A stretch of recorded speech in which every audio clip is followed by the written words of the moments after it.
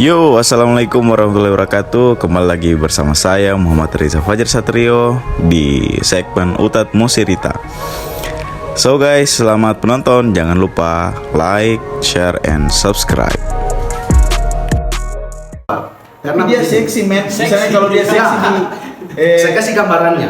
Ya. fasilitas publik misalnya. Kalau misalnya kita memandang bahwa hal-hal pelecehan seksual ataupun yang semacamnya terjadi sama kaum perempuan hanya karena dari cara berpakaiannya, maka kita juga yang bertindak diskriminatif. Kenapa? Saya kasih salah satu data. Saya kasih salah satu contoh. Di Arab Saudi, kebanyakan perempuan itu pakai cadar, pakai jilbab yang besar. Tetapi tingkat kriminalitas tertinggi di Arab Saudi adalah pemerkosaan. Apakah karena perempuan di Arab itu pakai yang seksi-seksi, pakaian yang seksi atau tidak? Yang jelas tidak ada. Karena orang berjubah yang menutup diri, jubah besar, bahkan pakai cadar, jilbab besar, cadar dan lain sebagainya. Tapi tingkat kriminalitas tertinggi di Arab sana adalah pemerkosaan. Berarti itu ada akal yang tidak bagus dari kaum laki-laki.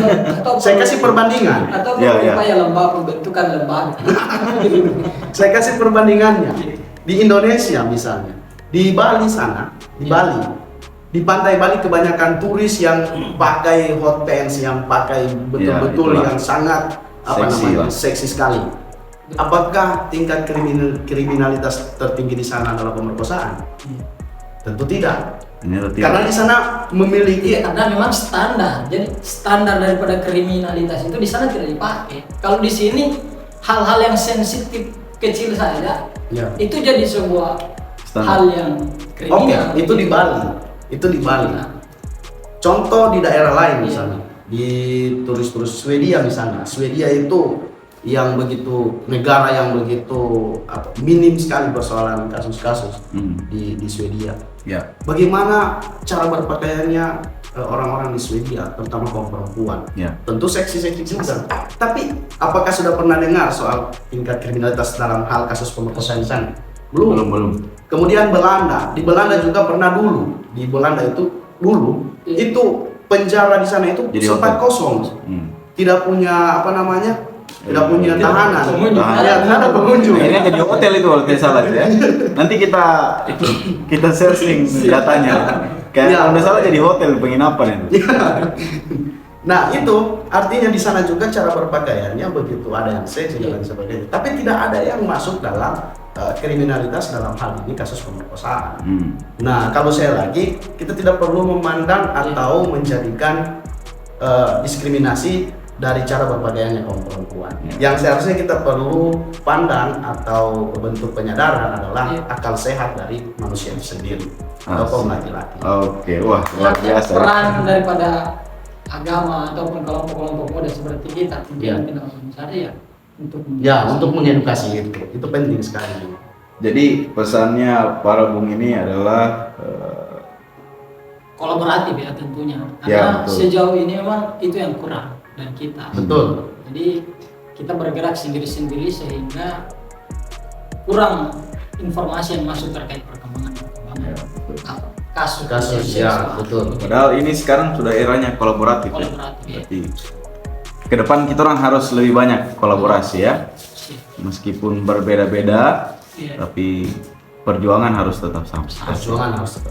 Oke guys, wah itu ya luar biasa ya perdebatan itu baru bahas kita baru satu isu ini. Sebenarnya banyak isu. Oke, jadi biar kita stretching dulu, jadi biar tidak terlalu togang. Bung ini kan kita sebutnya apa ya? Generasi milenials ya? Milenials.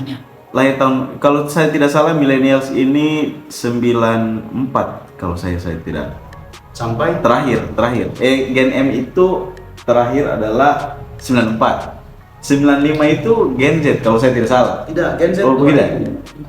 Berapa? Gen Z 2000-an. Gen Z 2000-an. Oke. Kita anggaplah kita millennials ya. Millennials. Nah, teman-teman bisa kasih pandangan tentang fenomena millennials dan Gen Z bagaimana fenomena yang sekarang, apa yang sedang terjadi di generasinya kita sekarang, kemudian problem dan solusinya. Kira-kira Bung ini bisa tidak kasih statement tentang itu? Silakan. Siapa dulu? Minum mana-mana. Minum kopi dulu. Atau pembicara dulu. Barangkali ada.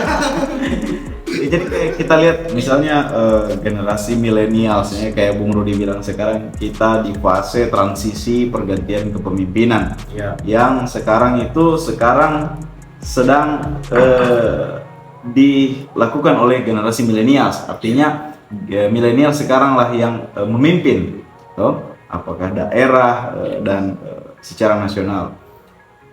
Nah, bagaimana situasinya? Karena kita dengar banyak keluhan-keluhan, mengeluh dari millennials, katanya generasi Z itu orang Bol bilang cepat mendeu, nah, ada cepat maraju dan segala macam. Nah, bagaimana menurut Bung tentang fenomena ini? Saya dulu. Kalau saya sebenarnya persoalan yang cepat, bukan cuma persoalan yang cepat mendeo marah. Sebenarnya hal yang penting bagi teman-teman milenials itu perlu mempersiapkan diri. Saya bisa bilang mempersiapkan diri untuk hari esok. Yeah. Di kalangan kaum milenials itu yang kita kerjakan hari ini bagaimana bisa bermanfaat untuk seterusnya, hari esok atau seterusnya. Nah, contoh misalnya begini, yang kerjakan atau daerah misalnya, dalam skop daerah ke daerah, yang kerjakan kemajuan daerah sebelumnya, itulah orang tua kita. Yeah. Kita dipersiapkan dari sejak kecil, kita dipersiapkan untuk menjadi tongkat estafet untuk hal itu. Yeah. Artinya sudah waktunya kita ini untuk bagaimana bisa mempersiapkan diri, untuk memantapkan diri, memantaskan diri untuk memegang kendali atau memegang tongkat estafet tersebut. Yeah. Seperti itu. Nah, dari tongkat estafet tersebut yang kita persiapkan lagi untuk regenerasi kita atau kaum zilenials yang sekarang ini sementara belajar mengenal lingkungan, belajar persoalan sosial, budaya dan lain sebagainya. Buat itu kalau dari saya. Sebenarnya bukan soal cepat mendeuknya atau apa ya, karena soal benturan-benturan intelektual misalnya, benturan-benturan spiritual sama teman-teman zilenials itu belum sepenuhnya tersampaikan sama mereka. Oh, itu sangat orang. Jadi seperti itu. Terkait Gen Z memang banyak yang meragukan masa depan daripada teman-teman Gen Z. Ya. Entah itu masa depannya buruk atau baik. Tapi kita harus melihat dari cara pandang yang lain ya. Sama dengan kita dulu sebelum mengenal dunia gadget. Kita ketinggalan juga karena belum tahu apa itu gadget. Nanti belakangan kan kita baru tahu bahwa ini loh gadget, ini fungsinya, ini mau dikemanakan. Sama dengan mereka begitu juga. Mereka hari ini masih dalam proses transisi, dalam hal ini beradaptasi dengan gadget, beradaptasi dengan dunia media sosial. Tidak mesti kita harus salahkan mereka bahwa ketika dunia media sosial menggerogoti mereka, kita acuh tak acuh dengan apa? Dengan kondisi perkembangannya tuh. Ya. Harusnya kita melihat bahwa ini sebuah solusi. Tinggal bagaimana memanfaatkan ruang-ruang media sosial. Jadi generasi Z diarahkan untuk lebih maju, lebih produktif melalui media sosial. Tidak lagi dikungkung dengan persoalan hal seperti yang Kak bilang tadi, bahwa ketika kita hujat dia itu bentuk diskriminasi. Maka komentar kita terhadap Gen Z dalam mengelola media sosial itu juga bentuk diskriminasi. Harusnya tidak perlu itu dilakukan. Cukup diedukasi bagaimana proses penggunaan media sosial ini harus dimanfaatkan dengan baik, sehingga besok mereka akan lebih produktif daripada hari ini. Sepakat. Oke. Masih terkait dengan isu tentang fenomena generasi millennials dan zilenials. Nah, di Bol sendiri ini kan saya biasa sering dengar keluhan-keluhan orang-orang yang lebih dewasa, yang punya usaha, punya bisnis, punya perusahaan dan segala macam tentang sumber daya Gen Z. Karena mereka banyak, misalnya contoh terjadi banyak sering pemecatan dan segala macam. Alasannya karena SDM-nya tidak siap, toh, tidak, mentalnya tidak kuat. Terus si Gen Z mengeluh ya karena bosnya kuat marah-marah, ketuanya kuat marah-marah dan segala. Nah itu bagaimana dari sudut pandang seorang organisatoris itu melihat itu? Jadi sebenarnya upaya yang dilakukan oleh misalnya seperti yang tadi disebutkan, ada pemecatan, ada ketidaksesuaian daripada keinginan yang diinginkan oleh sebuah perusahaan ataupun usaha tertentu yang dikelola oleh orang tertentu, itu bukan karena dia tidak mampu sesuai dengan apa yang diinginkan oleh pihak perusahaan, tapi perusahaannya yang kurang selektif dalam mengambil alih peran itu untuk diberikan ke dia. Harusnya dari awal proses rekrutmennya sudah dilakukan penjaringan bahwa beliau misalnya ketua Rudi ini tidak sesuai dengan spesifikasi sama perusahaan, kualitasnya ini tidak sama dengan yang saya butuhkan. Itu yang harus perlu dilakukan. Tidak lagi pada proses bahwa ketua Rudi ini ketika Gen Z dia tidak produktif, maksudnya tidak sesuai keinginan gitu. Nah, proses seleksinya itu ada di kita. Ya, itu sebabnya kalau mau masuk ke dalam perusahaan itu jangan gunakan orang dalam. Itu anjir dalam mengerjakan sesuatu tidak sesuai dengan keterampilan atau skillnya. Akhirnya mengeluh sendiri. Iya, karena fenomena sekarang kan kita diajarkan serba instan kan. Jadi bukan by proses. Nah makanya banyak yang terhegemoni dengan kebiasaan instan. Nah termasuk mungkin ya pakai orang dalam. Iya. Orang dalam. Padahal bukan bidangnya di situ, tapi memaksakan dirinya untuk. Tapi harusnya kita lebih bersyukur dengan adanya kemajuan zaman di media sosial. Kita biar tidak tahu apa-apa masuk di perusahaan, belajarnya nanti sudah di dalam. Oh belajar ya bisa karena kita bisa kerja langsung saya dengan satu catatan. Jadi pakai tutorial. Ya dengan satu catatan, jangan mendeung, jangan meracu apabila dapat tekanan dari atasan. Nah oke. Ini menarik ini. Berarti pesan buat Gen Z ini, teman-teman yang lagi cari kerja atau ya baru lulus dan segala macam, kalau bisa ditingkatkan dulu skillnya lah, baru cari kerja ya. Jangan dulu cari kerja, gitu. Ditingkatkan dulu skillnya atau prosesnya. Atau kalau lagi kuliah atau sekolah menengah atas misalnya ya, cari kira-kira passionnya di mana, begitu ya, begitu kira-kira. Nah supaya nanti bos semua ya, yang milenial sini ya, yang by proses ini tidak langsung bawa pecat ya, tidak marah-marah. Tapi memang biasa banyak yang begitu karena kekurangan lapangan pekerjaan terpaksa semua dimasuki kan. Mau sesuai spesifikasi yang diperlukan perusahaan atau tidak, masuk saja, yang penting lolos dapat pekerjaan. Kodoto. Jadi kita ini sedang di fase menghadapi bonus demografi begitu ya, gitu ya. Jadi kita sedang di fase menghadapi bonus demografi.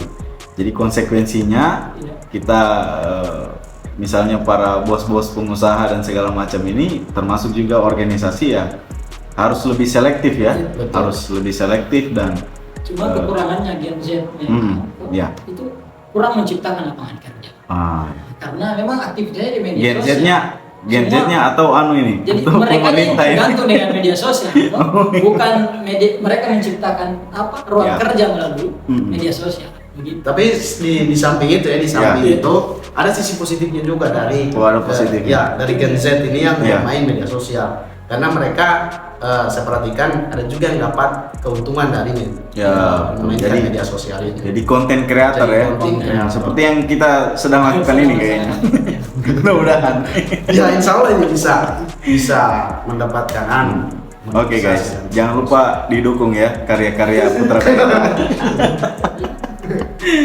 Oke, kayaknya kalau kita bahas ini akan panjang ya teman-teman. Nah, melihat situasi dan fenomena sekarang ya tentunya kita orang berharap ke depan para teman-teman Putra Daerah ini bisa memberikan kontribusi yang berarti ya kepada daerah ya.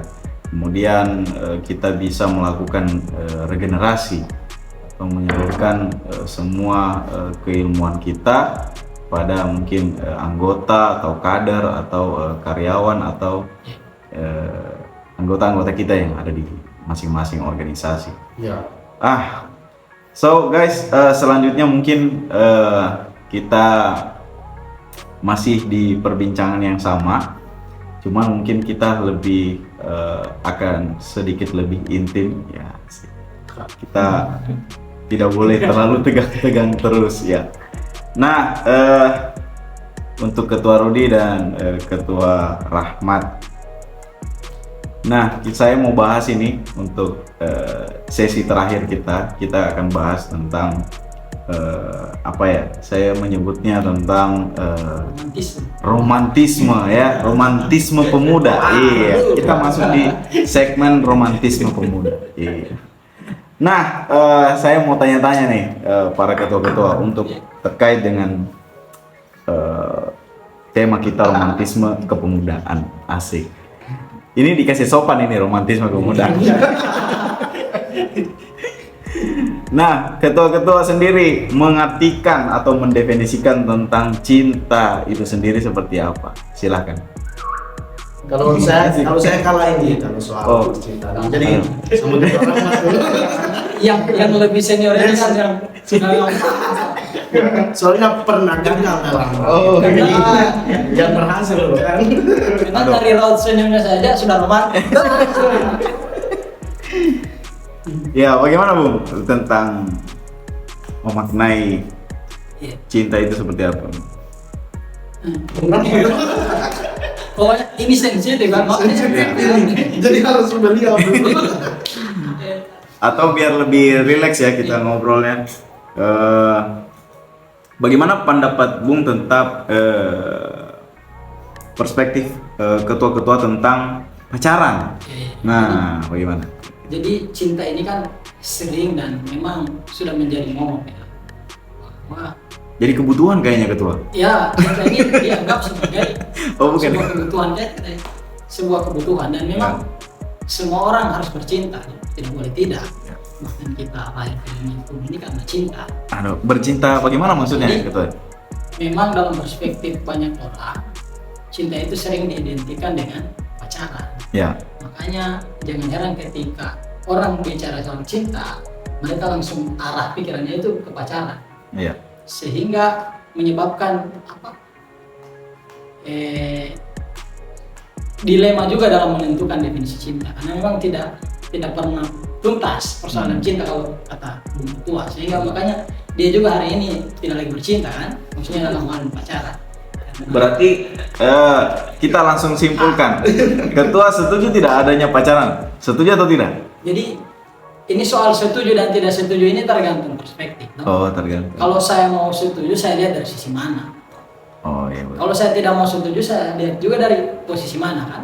Jangan sampai ketika saya setuju dan menyakiti Bung Rudi ya. Itu yang tidak tidak menarik. Jadi tidak pada substansi cinta yang sesungguhnya. Sementara saya ini lahir karena cinta, ya harus saya memberi cinta juga sama Ketua Rudi, sehingga ruang itu ada. Tapi memang problem hari ini pacaran itu disalahgunakan dengan dalil saya cinta kan. Padahal ujung-ujungnya adalah bagaimana proses keinginan diri itu terpenuhi, hasrat daripada keinginan untuk melakukan hal-hal yang di luar daripada konteks kita sebagai manusia itu dilakukan melalui hal-hal pacaran tadi dengan dalil cinta. Makanya jangan heran ketika anak-anak muda hari ini menggunakan pacaran dengan hal-hal yang tidak benar. Oke. Luar biasa ya. Tapi harus menarik ya. Cinta ini harus diarahkan ke hal-hal yang baik. Tidak melulu pada persoalan pacaran, karena saya pun dengan seorang perempuan bisa saja cinta, tapi belum tentu pacaran. Sehingga dari hasil kecintaan itu ya membawa perubahan sama perempuan, dan saya mampu mengedukasi bahwa ini loh hal yang baik, gitu, tanpa harus kita pacaran. Oke, sekarang saya mau tanya Ketua.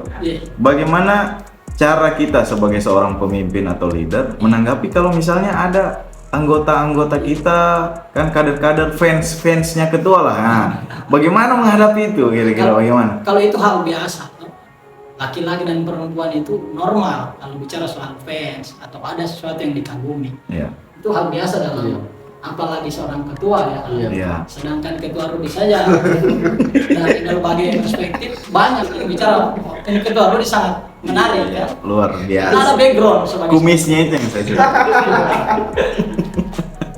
tapi harusnya khususnya generasi muda ketika masuk dalam ruang-ruang cinta, ruang-ruang pacaran itu lebih mengedepankan daripada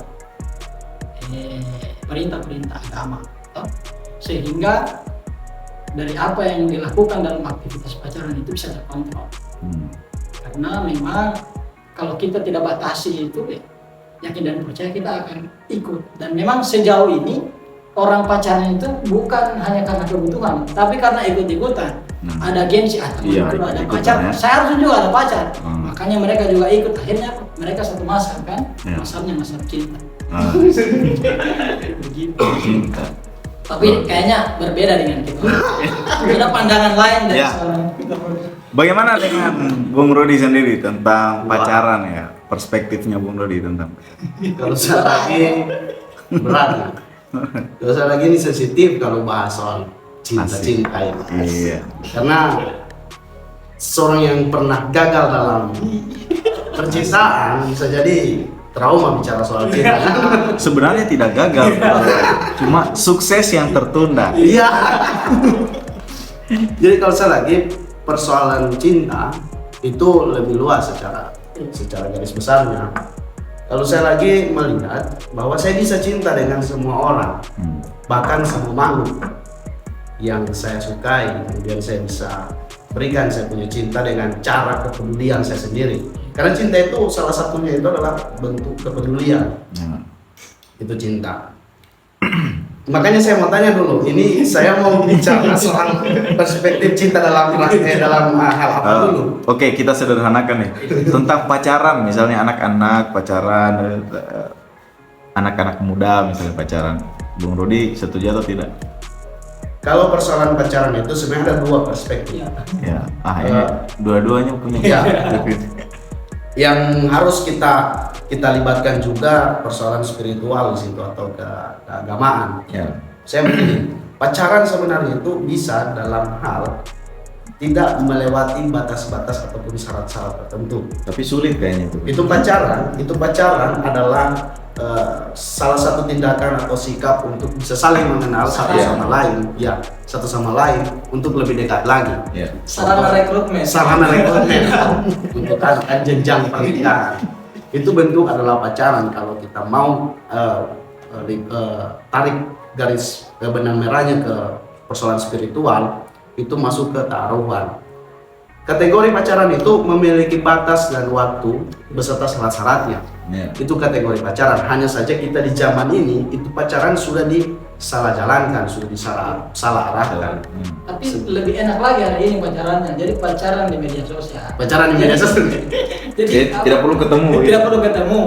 Tapi tidak terjadi hal-hal yang tidak diingin seperti itu. Masalahnya begini.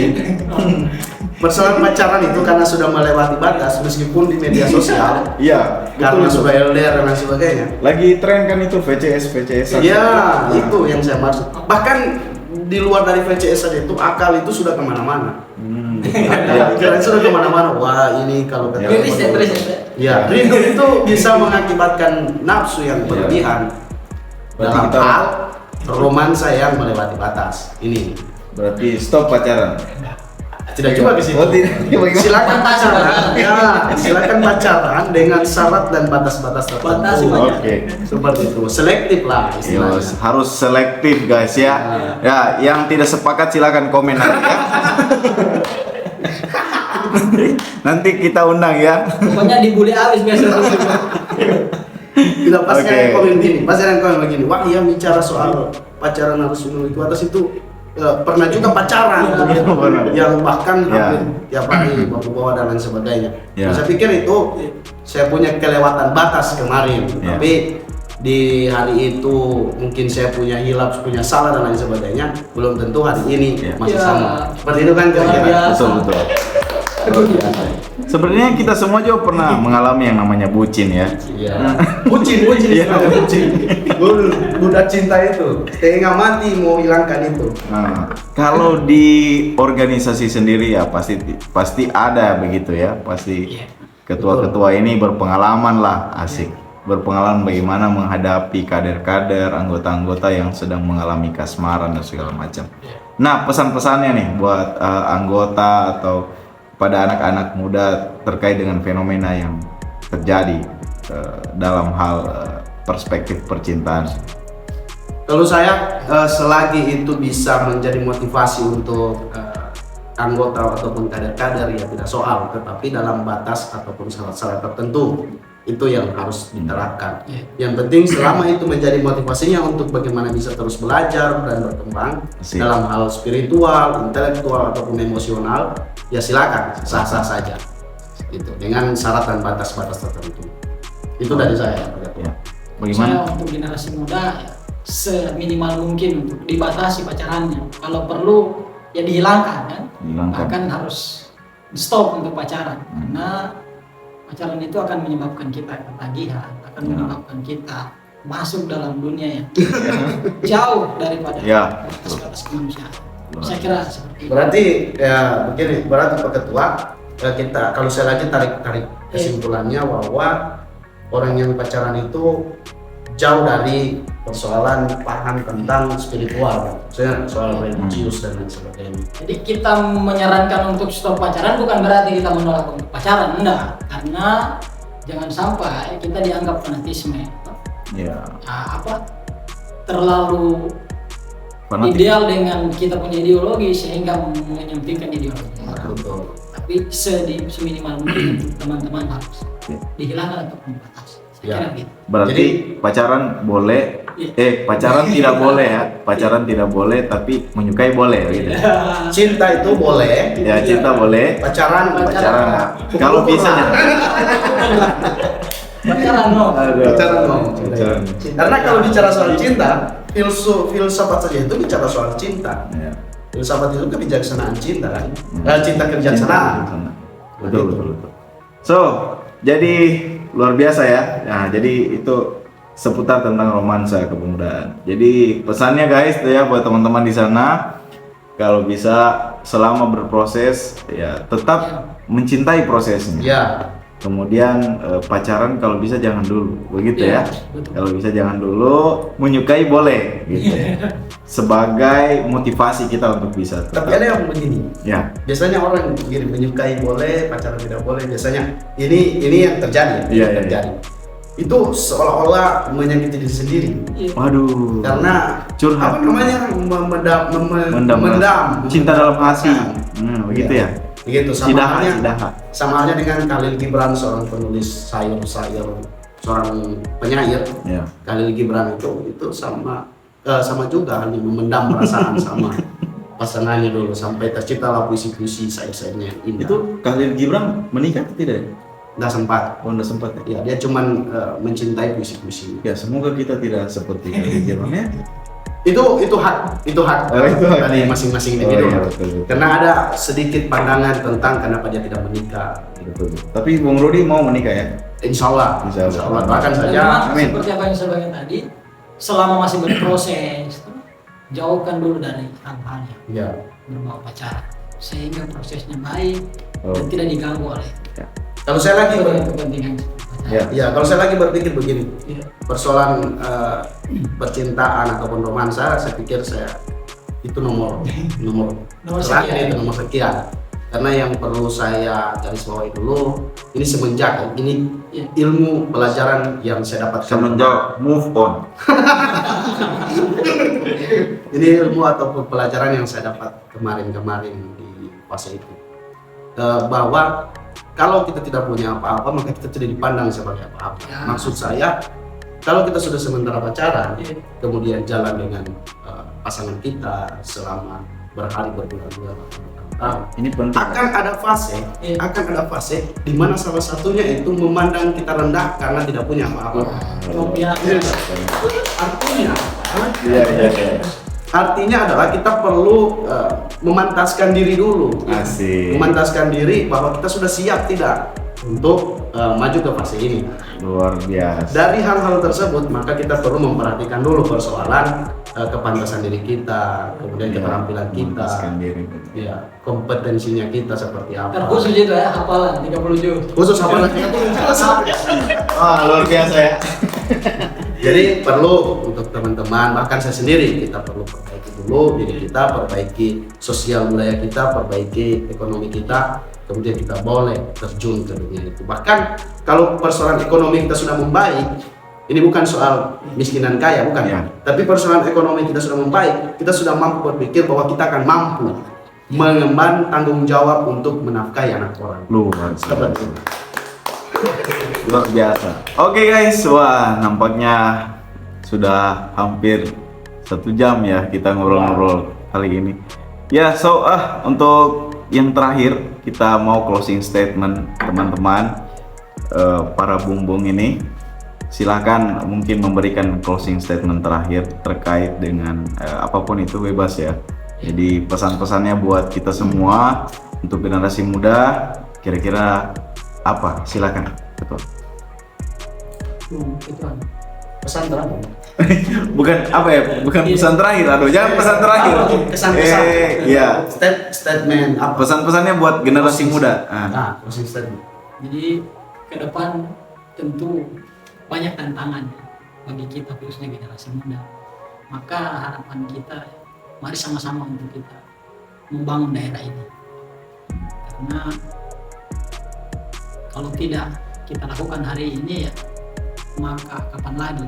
Minimal kalau kita tidak bisa berbuat, maka setidaknya berangan-angan itu cukup daripada tidak sama sekali berangan-angan. Saya kira seperti itu.